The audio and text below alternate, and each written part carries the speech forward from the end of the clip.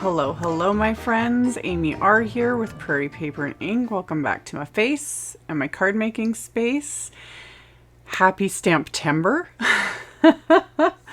Oh, the most wonderful time of the year. There is going to be a lot of content coming from me to you guys this month, so just stay tuned.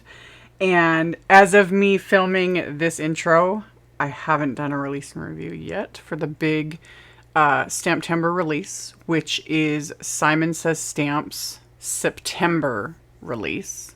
They title it Stamptember release. All these products are available after the month ends. These are not the limited edition exclusives. Those will be separate, and I will get into that in one of the collab videos or in the first one when I post it. But I used a couple of the new Simon brand products for this card, and I went mixed media. I used my Distress watercolor pencils and KRAFT HEAVYSTOCK. I did some sewing on this card. I haven't sewed on a card in, I'm not even sure how many years it's been. I actually got a sewing machine not too long ago. Those that follow me on my social media. Yeah, I got a sewing machine and then it sat here for the last however many months. But I went and got some black thread because I was like, ooh, I'm gonna start sewing on cards again because why not? It adds something. So did it. I won't be able to actually show exactly the sewing. I'm gonna have to figure out some things maybe because I film like straight down. So I had my sewing machine out and you can't see it, but you'll see the finished result. So yeah, let's get into this super fun textured mixed media-ish Halloween card, and I will show you guys how I made it. And if you haven't seen, at the end of the video, I will have a link to my Halloween playlist where I keep adding all of the Halloween card videos I've done so far. So you can check that out if you're interested. And I think that's it for the housekeeping, so let's get into making the card. Really, is it any surprise that I went for the Haunted Manor 3D embossing folder and coordinating die set for this card? It's so cute. So, I started with Distress KRAFT HEAVYSTOCK. This is very thick cardstock, like thicker than your standard heavyweight cardstock. So I do what I always do with Simon's 3D embossing folders. I have my Spellbinders Platinum 6, the original platform, 2 metal shims, and I spritzed that HEAVYSTOCK with water. That helps it emboss a little bit better. For the most part, helps prevent cracking. But again, this cardstock is thick, so do not be surprised if you get some cracking when it is run through embossing folders with a lot of detail. And for me personally, I like to emboss first and then die cut if there's, coordinating wafer die, things like that. And then when you die cut, it will press out all that raised detail. So then I run it through the embossing folder again. Now you can skip that step, die cut first, emboss, whatever floats your boat. I just personally find it actually easier to do it this way because even though most of the impression is kind of pressed out when you die cut, there's enough still there that it just fits back in the embossing folder, so I don't have to tape it or fiddle with it or anything. Look at that detail. Like, look at it. So it just works, and it takes an extra less than 30 seconds to do it this way, but you do whatever works for you, So I embossed it, I die cut it, embossed it again to raise up that detail, and then to color it, I'm using my Distress watercolor pencils. I have mine in a palette. They come as a pencil. I have done an entire video showing how I got them into the palette. I have links to the palette, all the things in the description box below. At the end of this video, I will link to my playlist that has all the videos I've done using the Distress watercolor pencils. And the very first video in that playlist is how I made this palette. And I'm just going to reinforce that because I get asked every time, and every time it's already the link is there. It's all there. I've shown how to do it. It's quite simple, and you do not have to do this. You can just use the watercolor pencils, scribble with them, pull out the color. You can pick up the color directly from the pencils. That, whatever works for you. I just like having them in this palette. I've I sharpened them and took all the shavings, stuck them in here. Again, it'll be in that video. But for me, this is the way I prefer to use it, because then I just swirl my little water brush in whatever color and paint with it. It just works. And for whatever reason, I really love how they look on KRAFT HEAVYSTOCK. Like, it just, I don't know. There's something about it.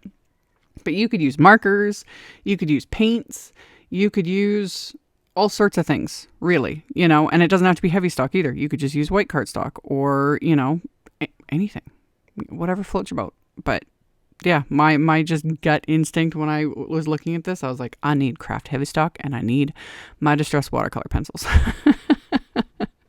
So I just went around and painted this with my little water brush and didn't worry about it being perfect, because again, it is a haunted house and it's Halloween themed, and that is another reason why I love making Halloween cards, because messy is intentional. It's supposed to be.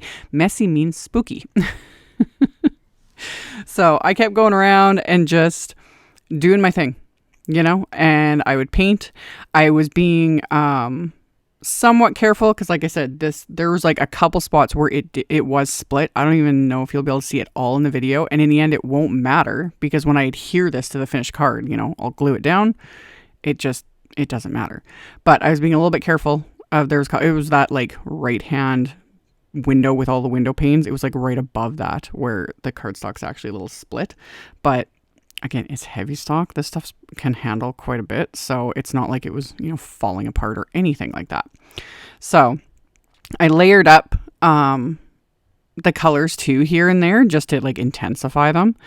And yeah, there's just, I don't know what it is. I really, like, I've done a ton of videos using, embossing folders and things like this. Like, same thing when Simon first started releasing ones that were more like a scene or like something I was like, I don't know. Like, my brain wasn't going for it. And now I'm like, oh, these are fun, because this is the sort of thing I like doing with them, emboss them, die cut them, paint them up with whatever, or color them with markers, and then stick them on a background and love.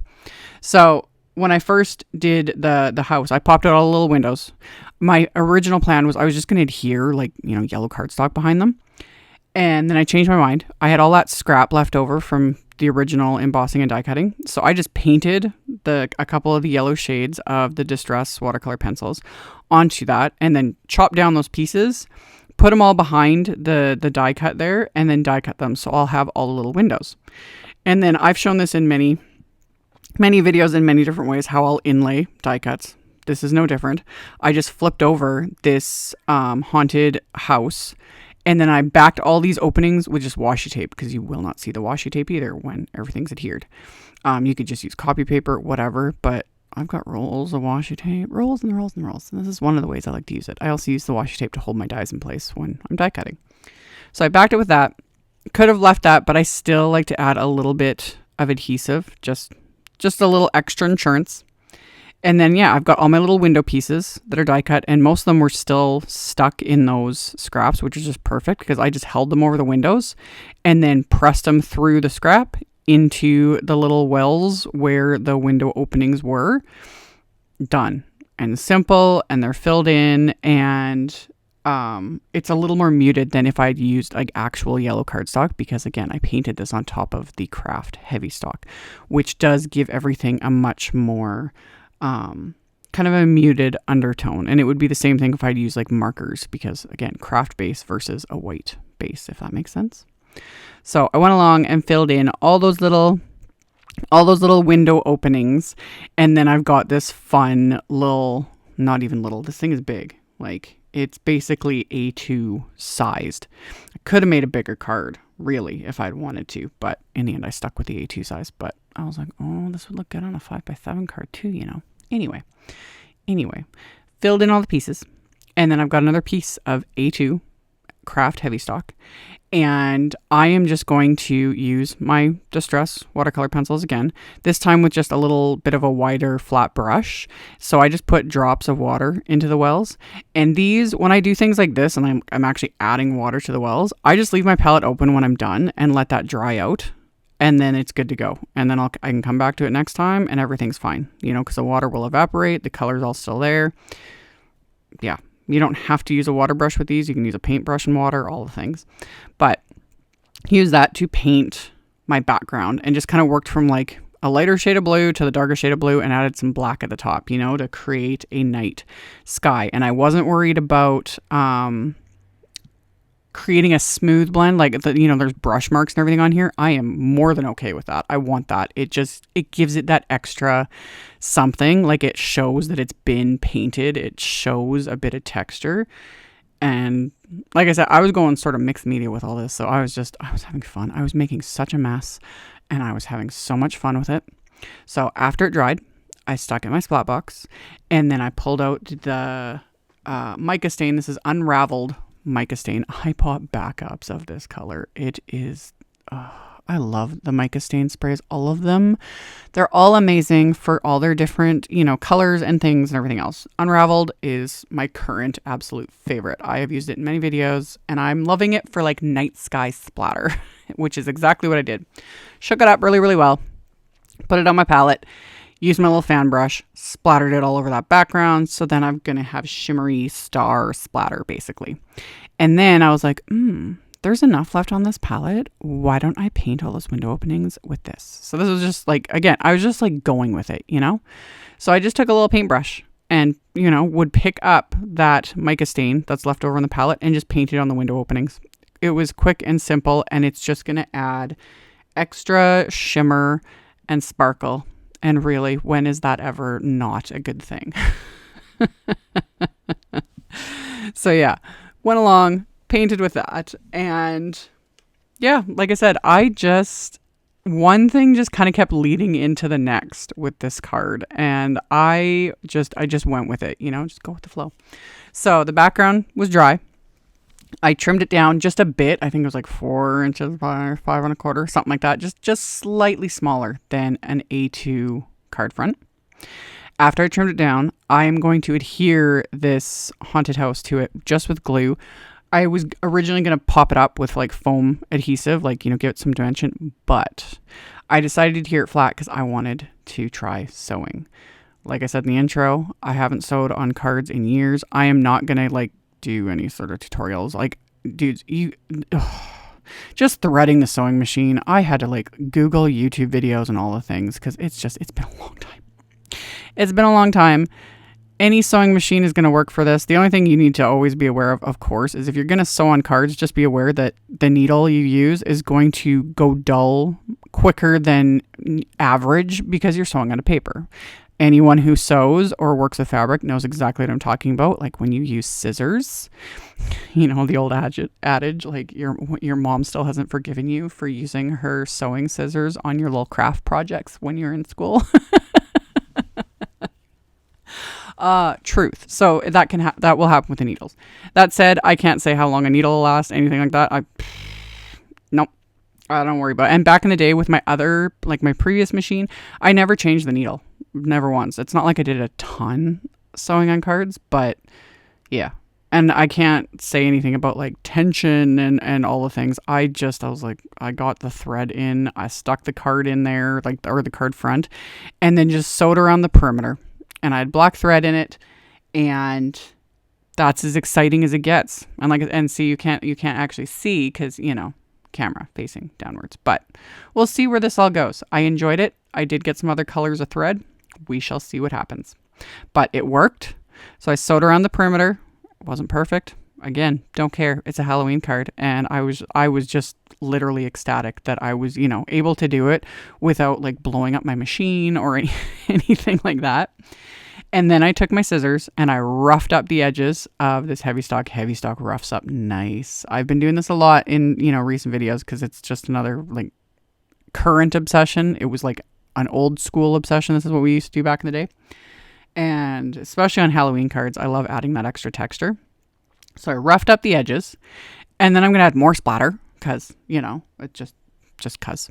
And black splatter, of course. So black soot distress paint, shook that up, put it on my palette, used my fan brush, splattered that on the background.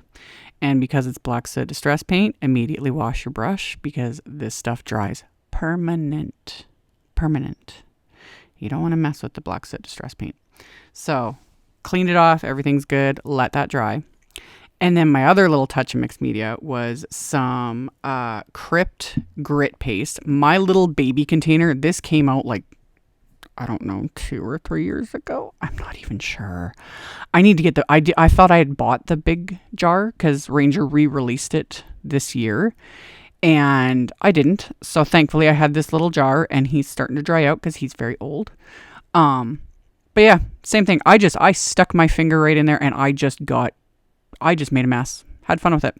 It is a little more opaque when you apply it. It dries kind of more, I don't want to say clear, but it's much more subtle when it dries, depending on how thick you apply it. But you can't really see it in photos in the end, but in real life, like, it's got that gritty crypt texture that I just applied here and there on the haunted house. I applied it to the little fence die cut. The little fence and whatnot comes with the set.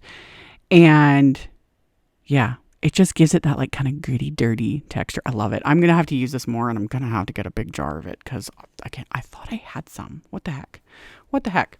But I made it work. Just had fun making a mess, and then just washed my hands after. So I applied it here and there, just randomly all over, and yeah, all over the little fence. And then there's these little ghosty die cuts that come with the set, along with a little tiny skull, or half skull, really. And the little ghosts, the eyes and mouth were left in it more often than not. And I've shown this video. I'll just pop those out and just adhere them as is. I don't care. But the eyes and everything stayed in. So I was like, I'll just use a Copic marker and color them black. Quick and easy. So that's what I did. So I added that to those just to give them that little extra something. And then the little half skulls, those I did pop out. The little like eye holes and nose holes. And once I had those ready to go, the little fence pieces I just adhered with my KRAFT tacky glue. This is the one I've got in a Gina K fine tip bottle.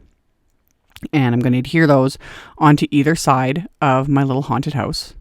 And like, as it all starts coming together, like, again, this was just fun. Creating this little scene was just fun. So I adhered the fence on either side because I die cut it twice. And the part of it on the left side there that like hung over, I trimmed that off. And then I was like, ooh, that'll fit to kind of finish off the right side. So I did. I just stuck adhesive back on there and then just stuck it into place, just kind of matched it up with the other piece, and we're good to go. So did that. And then I'll adhere my little tiny half skulls there, because they're just popping out of the ground. It's Halloween, spooky. Love it. So adhered those, and then adhered my little ghosties, coming out of the windows, coming out from behind the house, coming out from the front door. They're just here to say, hey. So got those adhered as well, and just made sure to apply glue like right behind the little eyes and mouth holes so that those like get adhered so they don't like pop out. Although again, if that happened, honestly, it's all part of it. It's all part of the spooky season, So adhered all those into place, and then I had cut a piece of black cardstock to just slightly larger than this panel. And then adhered them together with KRAFT tacky glue. Stuck my big old Hero Arts acrylic blocks on top of these just to like weigh it down and hold it flat to let that glue dry, because that panel is fairly warped with the watercoloring and the sewing and all the things. And then for my little sentiments, this is another one of the new sets that was just released, the little Trick or Treat set, which can't wait to make cards with that. But I just grabbed a couple sentiments from the set and a scrap of black cardstock, and I used my anti-static powder tool on the cardstock, and then I inked up the sentiments with white pigment ink, and I restamped the first one. You can't really tell, I don't think, on camera, but I had like mushed the ink a little too much, and it kind of filled in a couple of the letters, so I just restamped it. Good to go. And then I'll coat those sentiments with Simon's Detail White embossing powder, tap off the excess, and then I'll melt that with my heat tool.